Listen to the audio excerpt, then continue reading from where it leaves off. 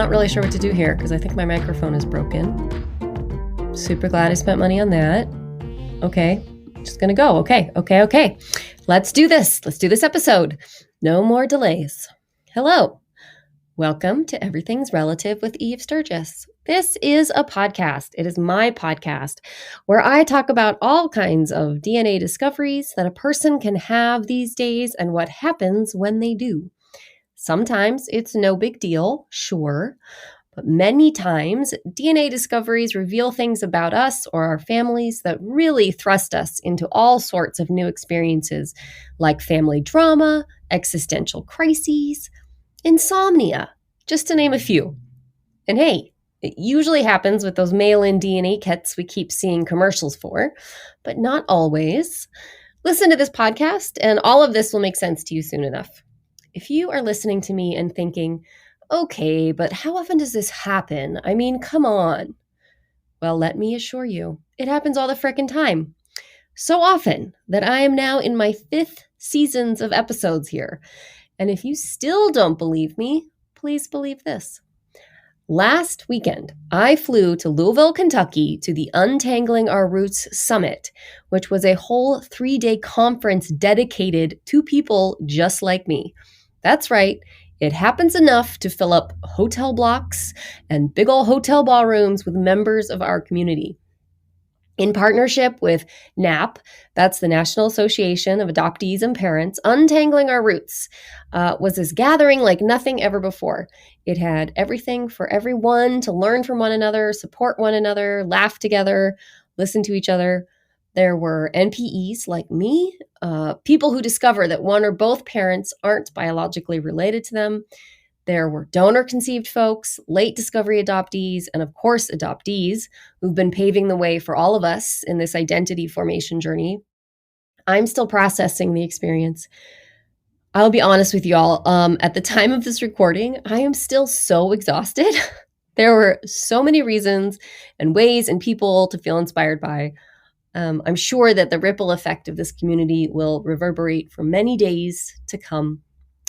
So I thought that it would be perfect to do an episode today that's a lot like how the whole podcast started. An NPE story told by a person who wants others to know they aren't alone and feels a little bit stronger and a little bit better by telling their story and hoping it helps someone else. I actually interviewed Kellie at the end of last season, like in August or September. It was hot and windy. That is what I remember about it. And there's been this growing number of people who talk about being double-NPEs because they get surprised about who their father is more than once. And every time I meet someone like this, I say, hey, there are others like this that have had this that you had. And Kellie is one of those people I'm thinking of when I say that. So I'll let you hear it from her. She tells the story better than I could, and we'll touch base at the other side. Here you go. It's me and Kellie. Okay, my name's Kellie Schwartz, and I live in Clovis, New Mexico, which is about as far east as you can be without being in Texas. And then we're pretty centrally located, even though they consider us east. I've lived here since I was in the 8th grade, and my husband has never lived anywhere else in his whole life. So growing up, from what when I was old enough to have any memory at all, my mom was married, and I have 3 siblings that I grew up with. I'm the oldest of all of them. When I was 6, my grandmother told me that my mom's husband was not my dad. He was a horrible person and physically abusive, very verbally abusive, and I was definitely one of his favorite targets. And I think she told me to maybe give me some insight as to why I was treated differently than the other kids. I was much older before I did the math and realized my mom was pregnant a second time when she married him. And so I think that was what led to that relationship, but it was on again, off again for 11 years. When you were 6 and your grandmother told you that, did you remember that your whole childhood, or was that something that you remembered later on?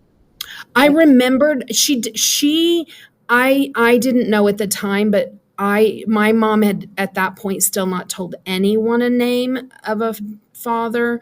And so I do remember, I mean, I remember the color chair. We were at her house. I believe it was during one of their many separations. And she just put me on my lap and she just told me that he wasn't my dad. I'm 47, so times were so much different then. Even though, I was registered in school using his last name, all of those things, even though legally none of that was changed. Mm-hmm. He didn't adopt me. He didn't do any of those things. Did you say anything to anybody about it? No, at that point, I just internalized it. I was definitely I was very emotional, and I was definitely that quiet kid that just kept to myself. I mean, to put it in perspective, I was in the second grade and I was at school and I sprained my ankle in PE at like 10 in the morning and was so afraid to draw attention to myself that I only told my teacher one time throughout the day that my ankle kind of hurt. Mm-hmm. And then I was on crutches and in a brace for like 8 weeks. So I just didn't tell anybody anything. After on their 11th wedding anniversary, my mom finally left and we moved in with my grandparents full time. My grandparents lived in a double wide mobile home with my mom, 4 kids, and my grandfather's sister and her husband, because she was 20 years older than him. And when he was 8 years old, he promised to not put her in a nursing home. That's a really full house. So we were incredibly full, and my grandparents were basically the sole provider financially. I did go with my siblings to visit their dad once. By then the week was fine. He definitely played the Disneyland dad kind of role. And then the whole way back to put us on an airplane, which again, back then, you just dumped 4 kids on an airplane and said, see ya. Yeah. Yep. And he lied and badmouthed my mom. Not that my mom didn't do her own fair share of poor choices, but that the things he was saying was so far ridiculous that we got off the airplane and my grandmother took one look at me and she pulled me aside and said, you take them to the other bathroom. I'll take Kellie in this one. Mm-hmm. And she was like, what happened? And I said, I'm not going back. I don't have to, and I'm not. Yeah. And so I have one of my sisters still sees him. I've heard rumors that he's living with her. I don't know and don't. But he was so terrible to me that even now as an adult, when I have nightmares, no matter what the nightmares are about or who is in those nightmares, it's always his face. Oh, wow. What a legacy to leave someone. Yeah. And there is some known mental health issues now, but of course we didn't know that then. Right. And it sounds like your grandmother, though, sort of had her eye and her sort of heart out for you. My grandparents were always my safe place. I lost my grandmother a year ago in June, and my grandfather about 10 years ago. Wow. And they were my place that showed me what a marriage was supposed to look like. They showed me they had married very young. My grandmother was 15 and done having kids by 19. And they were married almost 63 years when my grandfather passed away. And yeah, I saw what you were supposed to do and how you were supposed to be. And I knew that what we were growing up in was not that. And my mom had an older sister that lived in Clovis, where I live now. And I wrote her a snail mail letter. And I said, I think I want to contact my real dad. And I mailed it on a Tuesday. of course, we were only 4 hours away from each other. Yes, ma'am. How old were you? I was 12 and a half. Amazing. 13. Okay. I had turned 13. Right. Like 6th or 7th grade. Yeah. I was going into 7th grade. And excellent. Right. Yes. I think going into 7th. And actually going into 8th. So I was 13. And wrote this letter in the late June on a Tuesday. Didn't tell anybody. My grandfather knew, but he didn't ask. He just was like, here's a stamp. Go take it to the mailbox. Right. And I just put it out there, threw the flag up, and she called 2 nights later. And my grandfather always answered the phone. It was his seat of choice was to sit by the phone. And I hear him talking. And then he called me and he said, Kellie Lynn, the phone's for you. And I was like, so I answer, and it's my aunt. And she says, have you told your mom you sent me that letter? And I was like, no. And she's like, well, you have tonight because we'll be there. Her and my uncle came the next day and spent the weekend with my grandparents, and then brought me back to Clovis with them on Sunday because my dad and his entire family lived here. Oh. And so. And she had always known that? Well, I thought everyone had always known that. Okay. And I didn't know that was different until this year. Okay. Sorry, didn't mean to jump us ahead there. No. And so I had to tell my mom, who was not happy. And then my grandmother goes to her cedar chest full of pictures and pulls out one picture. At that point, I knew nothing, and pulls out a picture of a man with blonde hair wearing plaid bell bottoms feeding a cow. And that's the only picture I saw. And she tells me his name. And so in the meantime, my aunt comes, I come to Clovis, get here like Sunday evening, and he comes to her house Monday evening.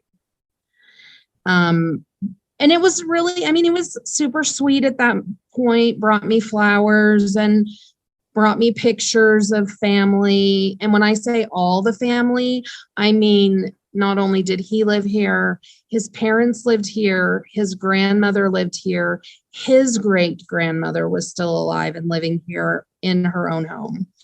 An aunt, siblings, a whole shebang.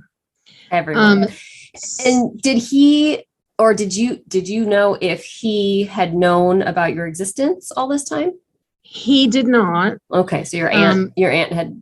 My aunt called him and said, Jerry, this is Carolyn. And do you remember me? And he laughed and he said, do you remember my sister? And he's like, very well, and chuckled. And she said, I need you to sit down. I have something to tell you. Okay. All right. And so congratulations, it's a girl. And he didn't question anything. He said, okay. And off we went. Okay. Had a pretty, mostly sort of superficial relationship. Stayed with my aunt and uncle for 3 weeks. And then my uncle, unfortunately, died of a massive heart attack at 40 while I was there at his house. So oh my gosh. Sister. And so me, she had 4 kids, but just 3 of them still lived at home. Me and her youngest son were the only ones at the house when this happened. And so then I came back to Clovis and went home after the service and all of that. Went back with my mom. In the meantime, when my mom came, her and for ease sake, I'll just call everybody by first name because that's easier to keep everybody straight since I don't have a flow chart. And so my mom and Jerry saw each other. They talked. Everything, as far as I knew, was fine. And then my aunt kind of struggled, of course, after losing her husband so suddenly. And so my mom decided to move to Clovis to help her. So that's how you all got there. So, and Jerry came over. He like would eat dinner occasionally. He was a fireman, so he was on one day off too. And you know, there's always that weird thing like, do you think your parents are going to get back together, or you know, whatever. And then I graduated, and then he met a wonderful woman, which would make wife number 3 for him, who was 10 years younger than him and only 10 years older than me. And that she didn't want him to hug me or touch me. She was very, very jealous. And oh dear.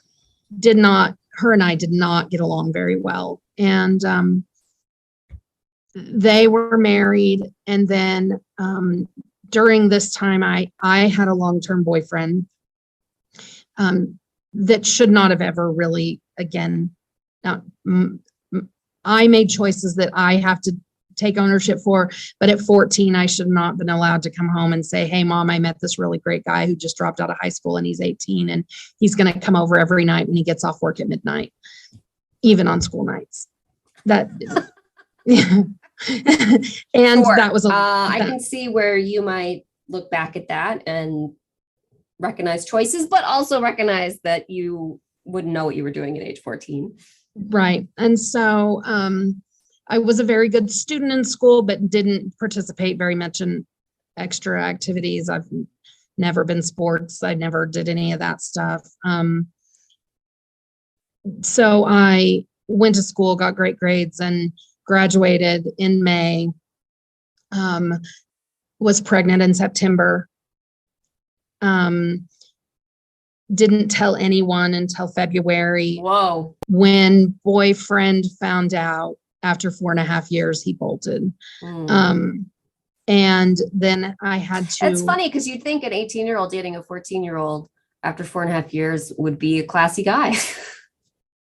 Yeah, right. And I, a shock, not to you, but I'm just, it's just easy. No, and now. Looking back, and I'm like, what do you do? There's, and looking back, his mom, I think, has been married 5 times. And I know nothing about what his life has been like since that point. As far as I know, he is actually still here in Clovis, but I haven't seen him in over 20 years. Yeah. So, hey, let's not go looking for him now. No, I'm not. I don't. And when I told Jerry I was pregnant, he told me he could not have a relationship with me. What was I doing? Did I think I was going to have a baby and just stick it on a shelf? And my first thought was, man, glass houses, buddy. You were obviously having a relationship and not married. And so he stopped talking to me. Oh, wow. That must have been so hurtful. It was really hard. And then I met my husband, and we dated 10 days, and then I had an engagement ring, and we were married 6 months later. And I tell everybody I had an engagement ring in 10 days, but Kelsey had her car seat, and he bought her car seat in 4. And so he's always been dad. New Mexico has some really stupid laws, so we had to be married a year before we could do a step parent adoption without having to go through some ridiculous hoops like square footage of our home and me going to have a medical exam. I was like, right. Like, she's my biological child, even if I'm sick, what are you going to do? But whatever. And and we've been married 27 years. And so I tried to, about 3 weeks before, right after we got engaged, I tried to reach out to Jerry. His wife answered the phone. She told me they didn't care and didn't want to see us. Oh, and I said, hate these people. I said, okay, whatever. My grandfather walked me down the aisle, which is who should have walked me down the aisle anyway. Only time in his life he wore a tux was for my wedding. And so that part worked out the way it was supposed to, because that's the one who supported me from birth. I mean, they were like your guardian angels. And so then a little while later, baby number 2 came along for us. And then he was about 2.5, almost 2. No, he was almost right before his 2nd birthday. I came home to a message on my answering machine from Jerry that he wanted to see us. So he wanted to see me.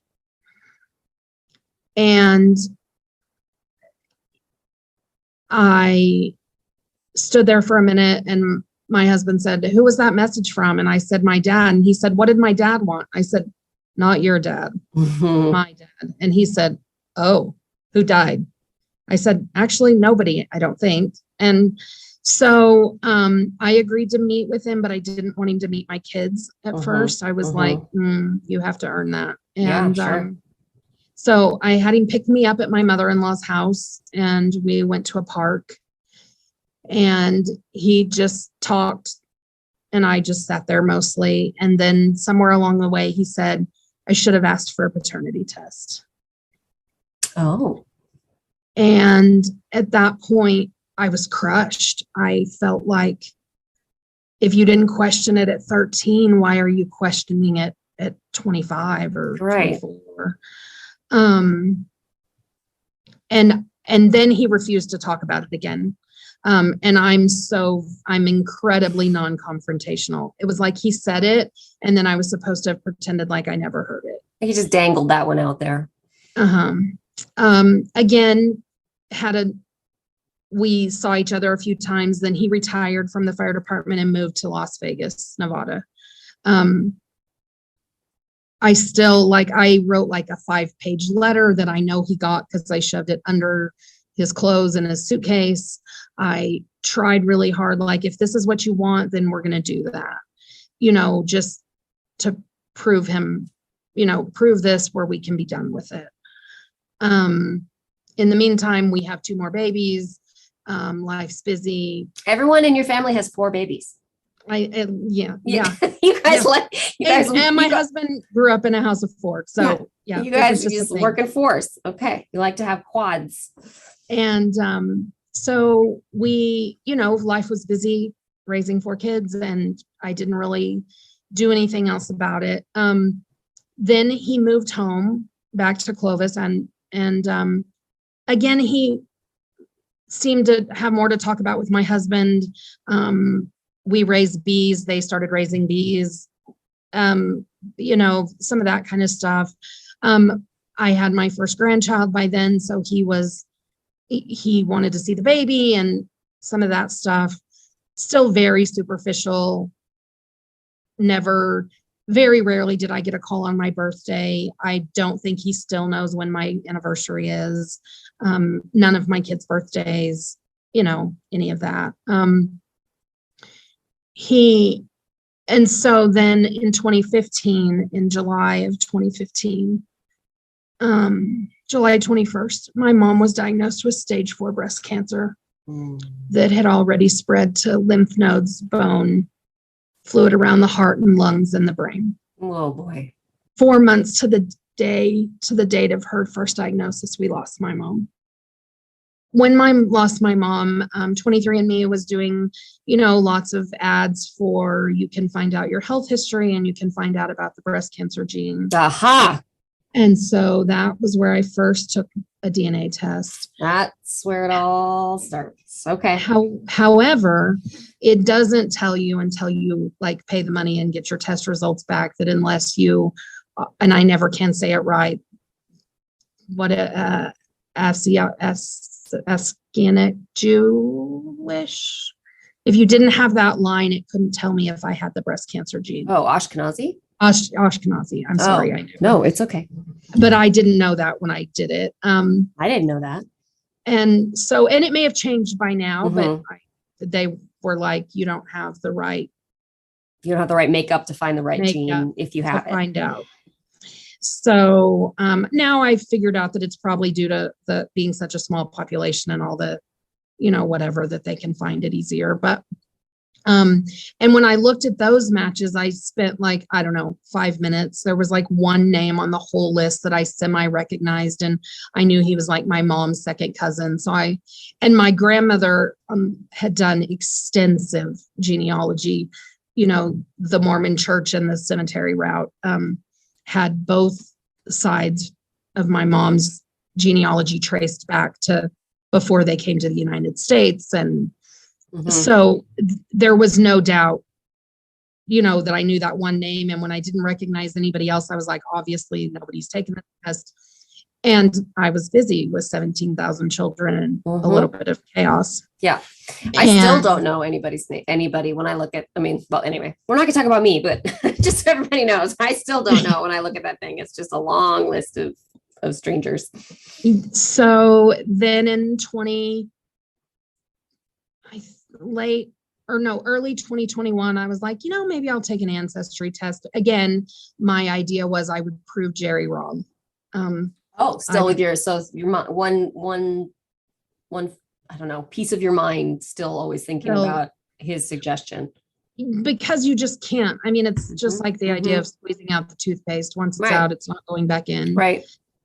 And we still continued to have a very limited relationship. And I was like, if I can prove that he's my dad, he's going to have to suck it up. I got those results, and he has one sister that lives near here, but not here, that I'm very close to. And I knew she could be a secret keeper. And she sent me to, I sent her 10 pages of lists and of my matches on Ancestry. Like screenshotted, you know, 10 sheets, and she didn't know any name. And I knew if she didn't, then I was on the wrong path. Right. And then then that's when the youngest of my mom's kiddos put us, and of course this is all during COVID, so my husband's trying to teach from home. So we had to deal with all of that, all via Zoom, which was lovely. Right. Yeah. Family crises can really take the priority of genealogy, put it down the list. Yeah. And so in November of 2021, we're very active at church. My husband's a deacon. We clean the church as a side job. I mean, we're there if the doors are open, basically. And I ended up with bronchitis and didn't go to church. And I was just laying in bed, and I was like, what the heck? So I just picked the top name that I knew was not on my mom's side and sent this person a message and said, hey, I'm just looking to find, I have questionable paternity at this point and don't think I've gotten the correct story. And can somebody tell me if you had any family that lived in the Las Cruces, New Mexico or El Paso, Texas area circa 1974? Because I was born in 75. And she writes back, my grandparents moved there in the 30s. And although my mom had moved, her sister lived there her whole life. And she said, and they had 2 kids that would have been in their early 20s at that time, 1 boy and 1 girl. Ding, ding, ding, ding, ding. And I said, and so I sent her some more information where my mom worked, where my grandfather worked. And she sends me back another message. I don't know that this will help you, but my uncle also worked for El Paso Natural Gas at that same time. Oh, did he? And I think my cousin might have been working there as well. And I was like, okay. I don't know if that will help you. And so she gave me a name. And my oldest daughter's way more bold than I am. So, and at the time, she's a nurse, but was still working her massage therapy business. And she kind of had paid for one of the background check places in case she ever had guys come in that she didn't feel comfortable, like as first time clients. And good call. Safety first, ladies. Yeah. That and a concealed carry license, both of the above. And safety first. Yeah, she came in and she's like, well, I'm going to look him up and find a phone number. And she called him. Woo! and I'm like subbing. This is now like, I don't know, February of 2022. And so wait a minute. Hold on, Kellie. 6 months ago. Uh-huh. Okay. Keep going. And so she's like, she called and asked if this was Elton, and he said yes. And he said, who is this? And she said, my name's Kelsey, but it's my mom you need to talk to. And this is her name and number. Hot dog. He didn't get what I mean, he's 72. When I first asked, like, I'm talking to him for the first time, and I've got my husband next to me making comments like, just ask him if he slept with your mom. And I'm like, no. And he thought I just wanted to talk. Where my grandfather worked provided housing. And it was very iconic for anyone who worked for this company. Every house looked the same. Everybody knew, like, it was just a thing. And he thought that's what I was asking about, was living at the gas company housing. And so eventually I was brave enough to finally send a text that said, look, this is what I'm after. And is it possible? And he said, well, the last time I ran into your mom, we had a one-night stand. They had previously had a relationship that ended. And he was able to tell me things that I had no idea. So I knew he wasn't like making any stories up. One, he's been very open and willing to talk about it. Two, he said, but the last time I saw your mom, she didn't live with your grandparents. Well, I didn't know my mom had ever not lived with my grandparents from the time she finished high school and was in nursing school. I didn't know she didn't. And he said, yeah, she lived on the west side of El Paso and she had an apartment, and like, he knew all these things. And so I got home and called my mom's sister, who is the last living one of my mom's immediate family. And I said, hey, did my mom ever not live with Gaga and Papa? And she said, yeah, for a while she lived with her friend Beth, and they lived in an apartment on Mesa Street. And I was like, really? What part of El Paso does that happen to be in? And she was like, let me think. She's like, the west side of El Paso. I was like, oh, gotcha. So we just kind of went back and forth, a little bit of texting. He was pretty not sure what to do with me, I think. I mean, here, what do you do? Hey, dude, here, you've got a 47-year-old daughter. He wasn't married or in a relationship at that time. So it wasn't like I was interrupting a marriage. Thankfully, I'm going to call that a small blessing if I have to find it. Sure. And sure, silver lining. And so eventually I reached out to his kids.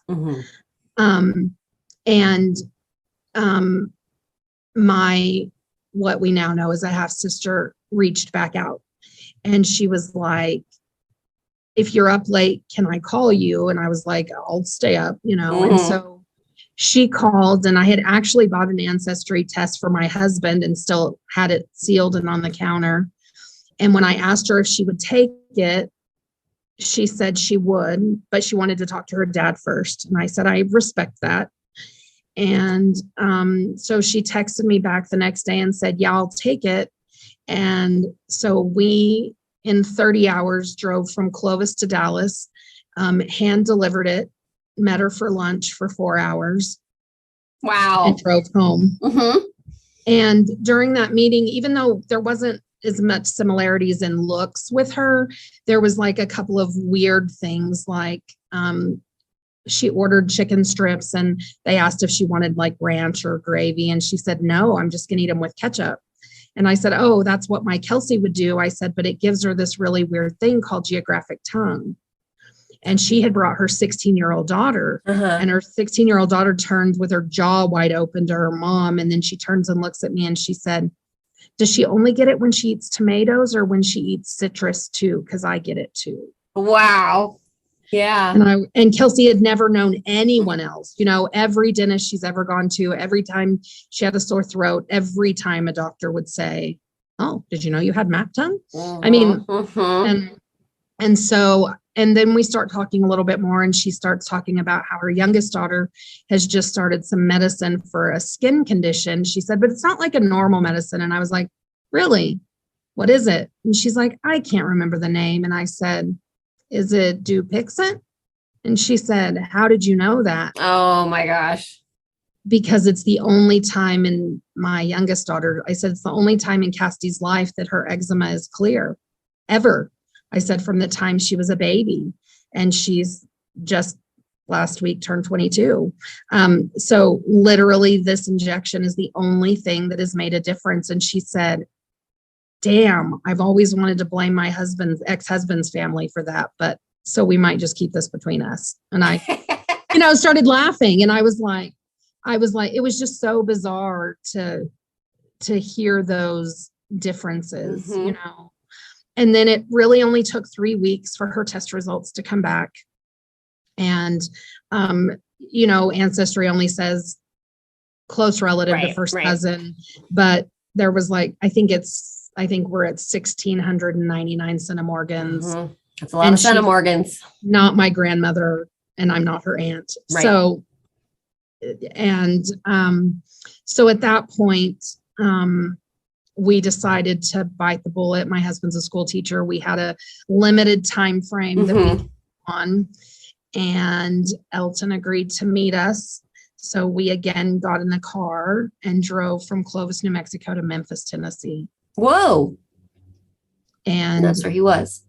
And that's where he was. And I sent you on the last email, I sent you 2 pictures. Yeah. So that is the first night that we met. Uh-huh. And then the bottom one is him on the left and my oldest son on the right. Yeah, that's amazing. And literally they could be twins. Yeah, I mean, those dimples. And that the hair. Ears. And the ears. Just and so my cute, like from top to bottom, just so cute. And my granddaughter, his wife and my son's baby is a little bit darker. My daughter-in-law's actually, she has been talking. She has an ancestry kit waiting, but she's like, I'm afraid to now. You opened all kinds of worms. I'm scared. I know. You end up being this like cautionary tale to everyone you know. Yeah. So she hasn't taken hers yet, but so she doesn't really know if she has very much Hispanic, but she's got she calls herself a coconut. She's kind of brown. And so my granddaughter has darker skin and hair, but she's olive coloring, identical to her daddy, and has those ears. And they're due to have a new baby, and they just got their ultrasound picture. And my daughter-in-law is like, I think this baby might have my nose, but man, those ears, you can even already see them. They're so cute. You can already see them even in the ultrasound. So, and our relationship has been more texting since I got home. How many months has it been? Since 3? I saw him in June. So not long. Yeah. 3 months or so. And we're very far away, and he's retired, but works full time. He doesn't want to be bored. And I kind of think he likes some of his extracurricular activities. So he also works at Domino's like 60 hours a week still. What? I know. Okay. And so he stays busy, and we're busy, and me, and I haven't connected with his son. He lives in LA, I think, LA area. Do you want me to go find? I could just let me know. Let me know. I'll knock on his door anytime. Perfect. My youngest son would love to meet him, because I guess my youngest son's very nerdy, and my brother has done some voices for some anime that has been translated to English, and so my son is like, I know that, and like, that would be really fun. Yeah, Imbibe, or I don't know what whatever that website is, but he's like, I found him, and I know these names, and so he's really excited. So I'm hoping that'll happen. But it's definitely, I did know that I had to tell Jerry, because again, he still lives here. Right. Back to Jerry. And that, of course, was not near as pleasant. He thought that would be the greatest time to tell me it was all my mom's fault. Right. Okay. And I agree. My mom has a lot, but there was obviously two people who at least shared their time with her. And so some of that responsibility has to be there, and it's not me. It's definitely not you. But and then he thought that was the greatest time to tell me that I still don't call him enough and I don't do enough to talk to him. Oh, Jerry. Disappointment after disappointment with this dude. So there has been absolutely no communication since I told him. And I told him right before we left, right after we got home from Memphis, but he doesn't know I went to Memphis. I just feel like he doesn't get that. No, he doesn't need to know. I have a relationship with who now isn't my brother, but is my brother. And he knows, and he was the first one I told in person. And he has been wonderful, and it hasn't, I work now at a Christian school, and his daughter goes here, and she's in 4th grade. And we've agreed that she's not right now to know what the difference is. I'm still her Aunt Kellie, and we just go with it. But there's been, the other day I cried here at school because she talked about playing games with her dad over the weekend. And I said, "Oh, I'm not a very good loser." She's like, "Yeah, that's when he must get it too." And it's not. Right. Yeah, I relate to that. Still, not with a brother so much as with my dad, the man who raised my birth certificate dad, the man who raised me. Things will come up about our family, and I still have to check myself. And it's been years. I'm way farther along than you, and I still think, oh, well, no, it's not. Right. Or whatever, or things like, and family history, and just traits. Like it's you don't know how important it is to share traits with someone until it's taken away. And I've always been, and I do look very much like my mom, and my voice sounds just like my mom. When me and my daughters stand together at church and we sing, that's when I can hear my mom's voice, which I didn't get to hear at the end. So I've always known I looked like my mom, but to look at someone on the male side and realize my mom didn't have a dimple. Right. And I have that dimple. And to see those things and realize there was somebody out there that truly had no idea. And I've since discovered there were things that I was told as a younger person that, like, Jerry's sister saw my mom and told her that baby's Jerry's. Oh. And I think that may have been what caused my mom to decide that was the dad. Well, let's put her into this drama. Does Jerry know about that?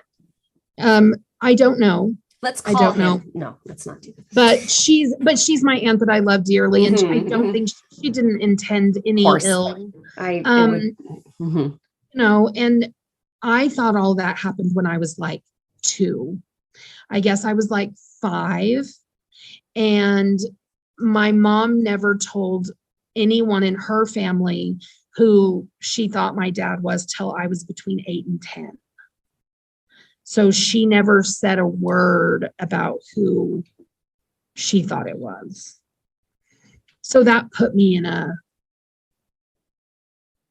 different place to not know. I just, to realize all the things now that I plug back in, and I'm like, oh, I get it now. Right. All the pieces kind of fall into place. And I think that both men she had a relationship with. And so it is what it is. I can't change that, and I can't fix it. But to have met your dad twice, once at 13 and once at 47, is not where, you see your life when you write it all out. Right. That is not a storyline that we're generally prepared for, or that anyone expects. or even that our culture is even used to. We don't even acknowledge that that's possible. And yet, I think you know, and I know that there are lots of double NPEs. It happens a lot. Yeah.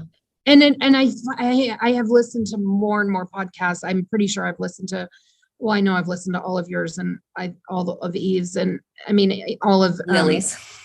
I'm sorry. No, it's okay. You know, what's funny is my daughter's name is also Lily, and people get our names mixed up. So that like people get my name and Lily Wood's podcast mixed up all the time. And then people get me and Lily, my daughter, mixed up all the time. So it's just like a part of my life. I'm really used to it. It's cool. But so finally hearing some other people say that it's happened to them too is kind of like, oh, so I'm not the only one who, you know, a lot of people are like, well, my mom didn't tell me she had an affair, or my mom didn't tell me. I'm right. Like, yeah, my mom didn't tell me that we were playing rock, paper, scissors. Yeah, no. Double is its own. You guys are your own club. Maybe we should connect you all, because I can think of a handful right off the top. And I've used this analogy, and I've told people that, you know, I don't think my mom intended to lie necessarily, any more than our 8th grade math teachers when they said, you have to learn how to do these problems because it's not like you're going to carry a calculator everywhere you go. Right. They didn't intend to lie to us. It just, they didn't know that we would carry a calculator everywhere we go that takes really awesome pictures. And sometimes we use it to make phone calls and text messages. Right. Like they didn't intend to lie to us either. I just don't think that generation ever saw the day that we would just have this information at our fingertips. No, and of course not. And I think people back then and lots of people now, we're still only just understanding the like complexity and impact of those kind of statements, of the parenting statements of who a parent is. And at the time it was an easy answer for her and it made sense. And it, you know, like no one sat her down and had like an in-depth philosophical conversation about what it would mean for you throughout the future. And I don't know that she would have listened. Right. She just, again, I mean, just as I raised her kids, I saw the idea that she just basically really did sweep everything under the rug. And I think the hardest part for me has been, I was left to clean up so many of her messes.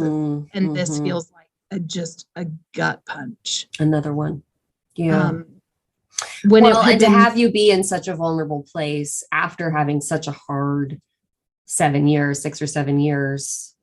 So you're sort of extra vulnerable and tired and worn down, and your heart has, you know, sort of just been beat up. Yeah. Sort of had to grow and shrink over and over again. And then to have this puts it in the town we live in, my mom was basically a semi-celebrity. I mean, I know that sounds kind of silly, but no, it doesn't. In a small town. She was was the nurse for the same pediatrician for 27 years. She basically saw 3 generations of kids. And even now, my mom's been gone 7 years, and it is at least weekly somebody says, oh, your mom was so wonderful and I miss her so much. And I'm like, I want to say I miss her too, but some days I miss her because I'd like to shake her. Sure. Say, what the hell did you do to me? Right. The whole story has got many more sides to it. Right. Wow. So it's only been, okay. So we know that it's been about 6 months. And are you still, before I get to that question, are you connected to the sister at all that did the test? We are. As a matter of fact, I kind of got worried. She's not a very good about texting back. And she's quite a bit younger than me. And she's just recently had a divorce, and then she's got 3 kids. And I mean, her life's busy too. A lot going on. Yeah. And so like I had commented on something on Facebook, and she commented right back. I was like, I love your hair color, and she was like, thanks, I just did it. And, it was just, so, I don't think any doors are shut. I just think it's weird. And I'm 8 and 10 years older than they are. Gosh, Gosh, and I relate to that so much. And it's acknowledging something different about their dad. Yeah. And like even her mom, I mean, I think even though they're not married anymore, they're still friends, her mom and her dad. And when she first told her that she was going to do this test for me, she's like, well, what does she want? Right. And Megan's been very good about nothing. She said, I talked to her and she's like, I'm not getting a vibe that that's not what she wants. She just wants to know and to figure stuff out, The truth can be valuable enough. And although I want my brain to think that, my heart does want something else. Like you want a parent to want you, and want to see you and know your kids. And of course, my kids are all grown. So this was a conversation I had to have with all of my kids that, and I think I kick myself the most because I really think there were pictures of my mom and my biological dad, Elton, together. But we went through all these pictures right before my grandmother's funeral. And if I didn't know who this was with my mom, I didn't keep them. Yeah. Yep. I was like, I have 14,000 pictures of my mom from this era. I don't know this person. My kids aren't going to care. Yeah. Marie Kondo would support that decision. Yeah. And I'm Marie Kondo would not support most of my other life decisions. So that was my one attempt at trying to not be a one grade below a hoarder. And so not really a hoarder, but like I'm a crafter. So when I do a craft, I buy all the things. Say no more. Say no more. And so and my house is really big and now I don't really have anybody at home. So I have 2 craft rooms. And I would love to have a craft room. That sounds fun. Yeah. So go ahead.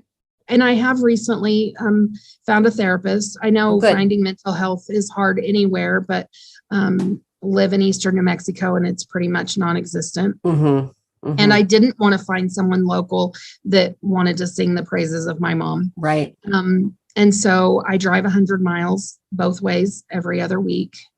Wow, Kellie. Because there's nothing. So I go to Lubbock, Texas, because our biggest towns in New Mexico are much further away than we are because we're 8 miles from the Texas border. Right. I drive over there and have just last week was the first time we did some EMDR. Oh, good. So probably have a lot to work on. Well, I'm really glad you've got yourself a therapist. Do you feel like, I mean, now that you're so fresh in your discovery and the impact of it, do you feel like there's anything that you would offer as advice to people that are also new to it or even newer than you to a DNA discovery?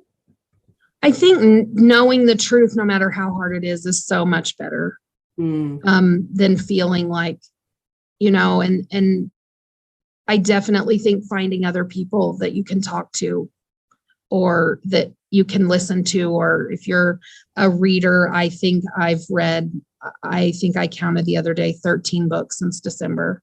Oh, wow. That are all DNA or adoption or related. Any of those books. So I can review them all. And I just feel like just knowing that there's finding those groups and no, I don't think every Facebook group and every post is for every person, right. But you can find some little something that you have to find people because otherwise you do feel alone. And I am definitely, we are in Bible Belt USA, so it's not going to be talked about, and I love where we live. That's not what I mean. I just mean that we're not even in a more open part.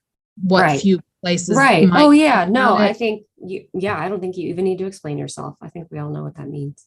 We just don't, it's not what we do. And of course, even for like my husband, he's incredibly supportive, but I know him and my kids are probably really tired of hearing me talk about it. Sure. Well, I'm so glad you found people. I'm so glad you found the groups and the podcasts and the books.